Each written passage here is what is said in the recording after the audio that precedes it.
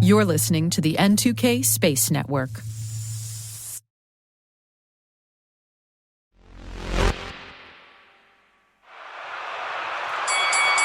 The battle for ultimate satellite communication domination is on. In one corner, you have the colossal Viasat-Inmarsat conglomerate. In another, you have Elon Musk's Starlink constellations. And entering the ring is OneWeb, with an offer you can't refuse. Hello, sailor. Want to try before you buy? We're keeping it safe for work. Don't worry. T-minus 20 seconds to LOS speed rest. Go for deploy. Roger roll. Today is June 7th, 2023. I'm Maria Vermazis, and this is T-minus.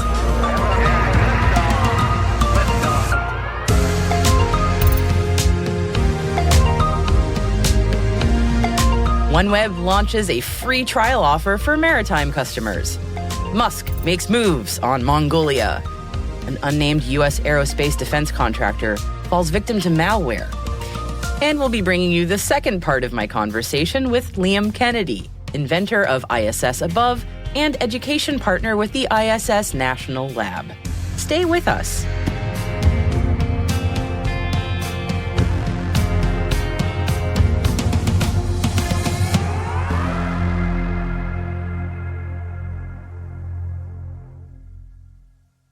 But first, for some breaking news as we start our show, CNBC is reporting that Wilson Aerospace is suing Boeing for a wide range of claims concerning allegedly stolen intellectual property. The lawsuit centers around custom-designed tools that Wilson says it created for Boeing.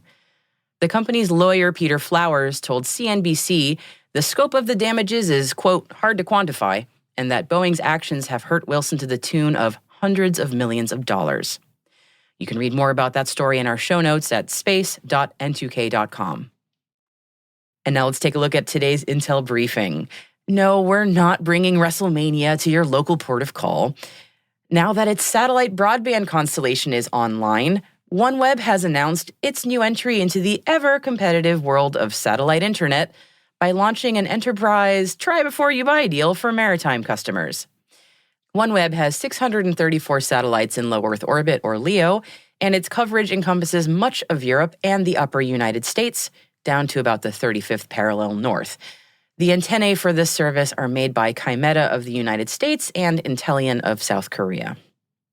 Speaking of satellite companies expanding their customer base, SpaceX CEO Elon Musk has been discussing Starlink connectivity in Mongolia. Musk and Mongolia's prime minister held a virtual meeting earlier this week to discuss potential expansion and investments in the Asian country. SpaceX registered Starlink as a company in Mongolia in 2022 and is expected to launch regionally this year. Now, staying in Asia, and a Chinese commercial launch company has conducted its second orbital mission. According to Chinese state media, the launch sent a record 26 satellites into orbit, surpassing the previous national record of 22 launched in February last year. The rocket launched from Jiuquan Satellite Launch Center in the Gobi Desert. The Lijian-1 rocket, developed by CAS Space, was reportedly carrying experimental satellites, technology demonstrations, and commercial remote sensing. Now, coverage of this next story comes courtesy of our colleagues over at the CyberWire. Researchers at security company Adlumin discovered machines at an unspecified U.S. aerospace defense contractor were infected with malware. The malware, called PowerDrop, is a new malicious PowerShell script. Adlumin says this of the attack: what is novel about this malware is that another code like it hasn't surfaced before, and it straddles the line between a basic, off-the-shelf threat and the advanced tactics used by advanced persistent threat groups. Now, we don't know who carried out this attack. In other words, there's no attribution yet. But Adlumin says that based on the target and the tactics used, it is likely that the threat actors are operating on behalf of a nation-state. Mark Sangster, vice president of strategy at Adlumin, said this: while the core DNA of the threat is not particularly sophisticated, its ability to obfuscate suspicious activity and evade detection by endpoint defenses smacks of more sophisticated threat actors. The fact that it targeted an aerospace contractor only confirms the likelihood of nation-state aggressors. Details on this attack are still a bit scarce at the moment. Thus far, it seems that only one aerospace contractor has been affected, and we don't yet know the extent of the impact of the attack. Right now, it's still unknown whether this incident is part of a larger campaign targeting multiple organizations. But as for mitigation for other aerospace companies, Ed Luman says the aerospace defense industry should remain vigilant against this new malware, and also recommends that organizations run vulnerability scanning at the core of Windows systems and stay on the lookout for unusual pinging activity from their networks to the outside. And of course, we here at T-Minus, along with our friends at the CyberWire, will keep an eye on this story for any new developments for you.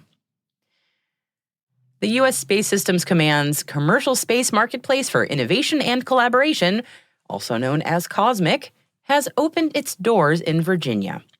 SSC's lead, Colonel Rich Nisley, used the opportunity to announce that the branch is working to establish a commercial space budget line for 2025 to purchase commercial tech for the Space Force. Nisley also discussed the need for new marketplaces and innovation labs to speed work with industry. UK-based startup Pulsar Fusion is partnering with Princeton Satellite Systems to study fusion-propelled spacecraft that could make interstellar space travel a reality. The collaboration aims to help scientists better understand the behavior of plasma under electromagnetic heating and confinement when configured as an aneutronic fusion propulsion system. The results of the research will determine how a nuclear fusion plasma will behave as it exits a rocket engine, emitting exhaust particles at hundreds of kilometers per second. Scientists believe that fusion propulsion could provide the ability to travel meaningful distances in space within months and years, and not in lifetimes. York Space Systems has completed the acquisition of space systems and software company Emergent Space Technologies.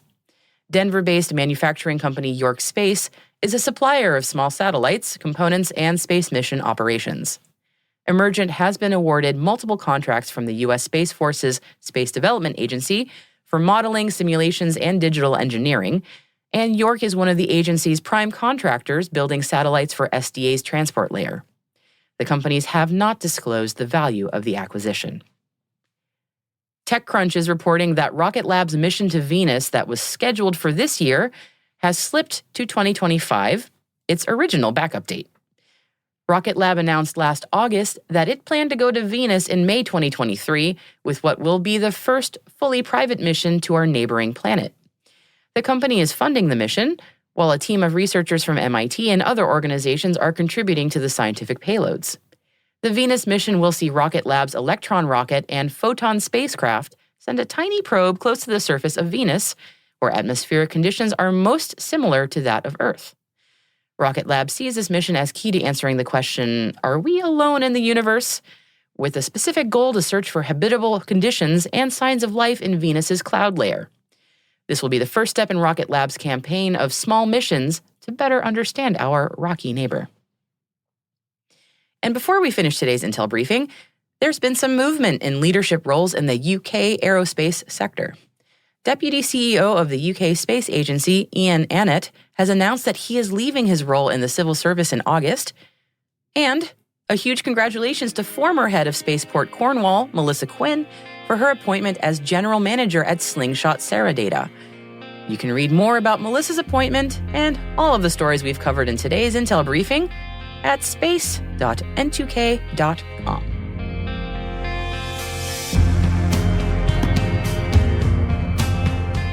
And that concludes our Intel briefing for today.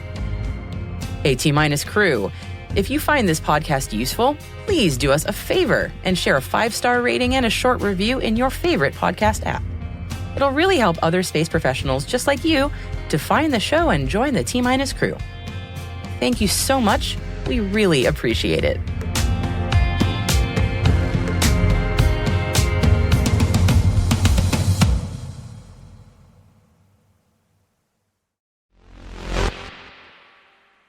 Today, we're including the second part of my conversation with Liam Kennedy, inventor of ISS-Above and education partner with the ISS National Lab.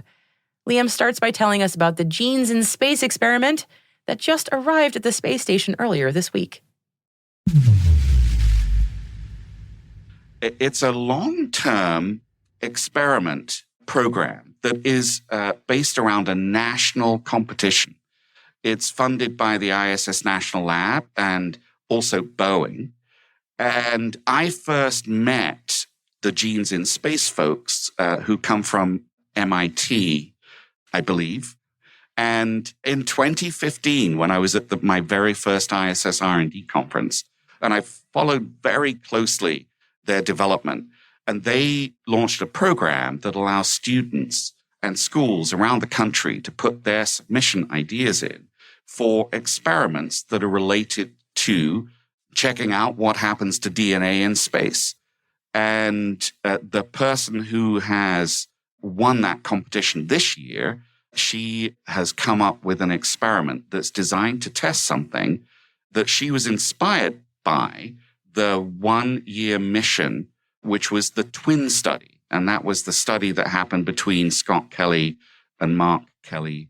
Scott Kelly went to space for nearly a year, and Mark Kelly, his twin brother, stayed on the ground. But what that allowed NASA to do, researchers to do, was to monitor the difference between twins from someone who spent nearly a year in space to someone who didn't. And there was a very particular and surprising result that they discovered. And it's to do with part of the genes called telomeres. And these are genetic structures that protect our chromosomes. And they shorten with age and wear. And the surprising thing is that when Scott Kelly came back, they measured these, and they discovered that Scott's grew. So in space, somehow, they seem to have the opposite effect of aging. So that bonkers result means, well, how did that happen? Well, Genes in Space, this new experiment that's launching up, is designed to measure that in space. Because here's the thing, they didn't know to look for this while Scott was in space until they came down.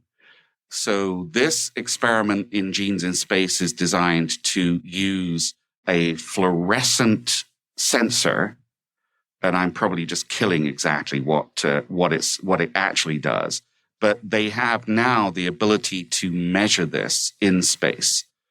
So that's going to be the different thing, is being able to check out this change. They don't have a human being to test this on. There's some kind of biological material that they're testing this on. There's a really great experiment to do with plant growth. Plant growth is a very important aspect of long-duration human spaceflight, because when you're on a long-duration spaceflight, there's a lot of things that don't maintain themselves very well over a long duration.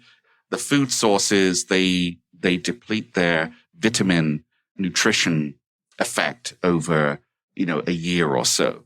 So they have to have some way to grow these plants. Well, this particular experiment is on the plant habitat 3, and it's designed to check out second generation seeds. What that means is these are plants that have been grown on the space station once before, and the seeds that come from those have been returned to the Earth, and now they're going back again for the second generation. And they want to check, do the changes that happen to them in space result in continued changes with new generations of these plants? So it's really about growing multiple generations of plants, which will have to happen if we do this stuff for long-duration space flights to Mars and such like. Yeah, do those plants retain their nutrients? Do they grow differently? Are they mutating? I can't wait to see what happens. I'm always fascinated by simple things like pictures of a flower and growing in space is just, or lettuce, things like that. I just always am fascinated by that. Chilies. Chilies, that's right. Where you then eat them. I'm sure they were happy to have the flavor. Yeah, in fact, it was Mark Vande Hei, who was the astronaut who had the job of eating the first chili. And I think it was a version of a chili that would be considered quite hot, But in space, the hotness of things is somewhat diminished for some reason. Interesting. But I think I saw the video of him testing it, and yeah, I think it was pretty hot. You could see It had a kick him, to it in space too. Yeah, it did. Capsaicin waits for no man. Yeah, astronauts love their hot sauces. It's one of the ways to really add some variety to the food that you're eating. They often eat their food in taco form because it's a nice way to contain your food that would otherwise, be spinning out of control. Makes sense. So, yeah. So there's a lot of hot sauce that gets added to their food. One final thing, if I can mention, and that is a great experiment by ESA, which is Thunderstorm Watch. Have you ever heard of these kinds of lightning effects that are little well known? They're called blue discharges. Sounds very medical. Storms in space have blue discharges, and what these are lightning discharges that go up instead of down. So they're above the clouds, and we don't often get to see them. But the space station has obviously the perfect vantage point to see these kinds of things. I've got to say, I've seen something that looks like this kind of effect in some of the live video feeds that show lightning storms. But this is a very particular way of monitoring those from the ISS, because these kinds of lightning effects, they go up a long way into the stratosphere. They're very energetic, and this whole experiment is designed to really better understand this and its impact on Earth's climate and weather. So I want to make sure we cover ISS-Above first. I want to give you a chance to talk about that because it is an amazing thing. Part of what the ISS-Above does, and really this was its original purpose, was to let you know every single time the space station is above you, which, a lot of people will be aware that you can run outside and see the space station occasionally in the night sky when it's passing by close to sunrise or sunset. But what is often missed is this space station passes you by at least 5 times every day, somewhere in your skies, and it can be in the middle of the daytime.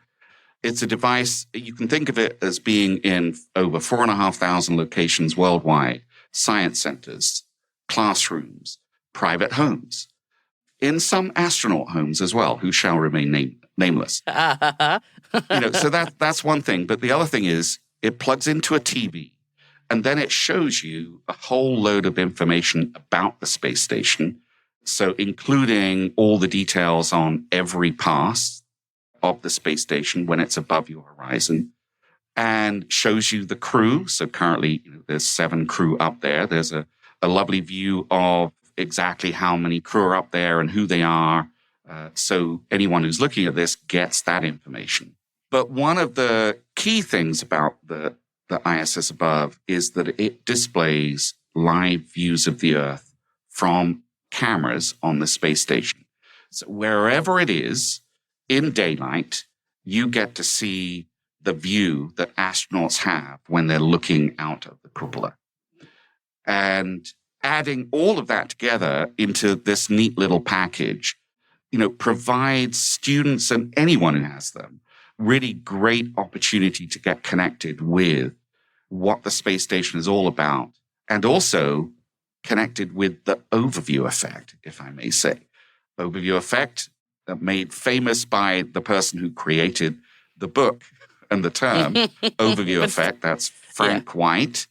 And it really describes what can happen to astronauts as a result of them going to space. Well, I'm of the belief that merely looking at views of the Earth and getting present to what you are seeing provides that kind of aha moment if it's made available to enough people and you really get present to what's going on. So, for instance, over the weekend, I also capture a lot of these live video clips and post them to my Twitter at ISS-Above U. That's YOU on the end there. And over the weekend, the space station went over areas of Quebec, Canada, that are currently experiencing some of the most extreme wildfire season, or at least the start of it, that they've ever had. And the space station just had amazing views of these multiple wildfires across the region.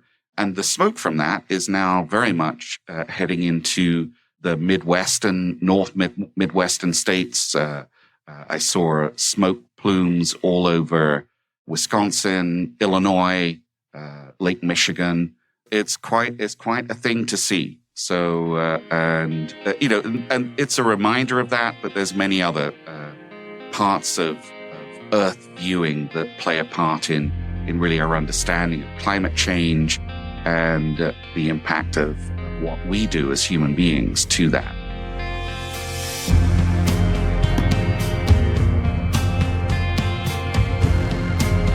And you can check out Liam's work on the ISS Above at issabove.com. And our thanks to Liam Kennedy for joining us for both yesterday's and today's show.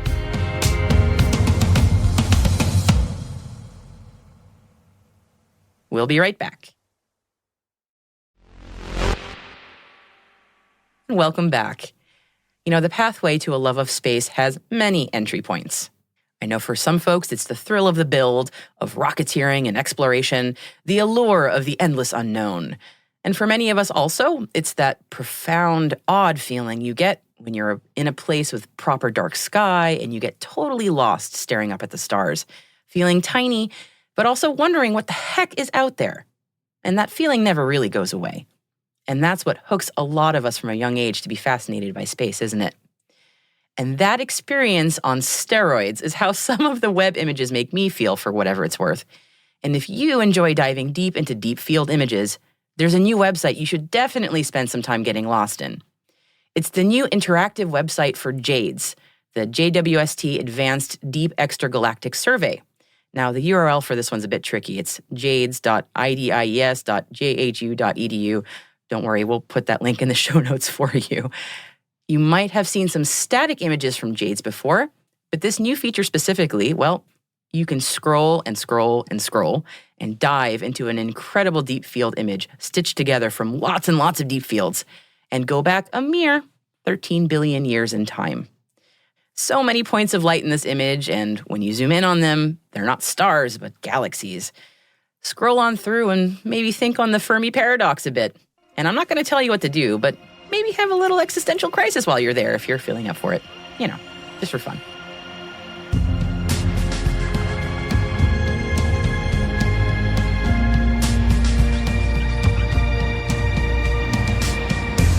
And that's it for T-Minus for June 7th, 2023. For additional resources from today's report, check out our show notes at space.n2k.com. We'd love to know what you think of our podcast. You can email us at space@n2k.com or submit the survey in the show notes. Your feedback ensures that we deliver the information that keeps you a step ahead in the rapidly changing space industry. N2K's Strategic Workforce Intelligence optimizes the value of your biggest investment, your people. We make you smarter about your team while making your team smarter. This episode was produced by Alice Carruth, mixing by Elliot Peltzman and Trey Hester, with original music and sound design by Elliot Peltzman. Our executive producer is Brandon Karpf. Our chief intelligence officer is Eric Tillman. And I'm Maria Varmazes. Thanks for listening. We'll see you tomorrow.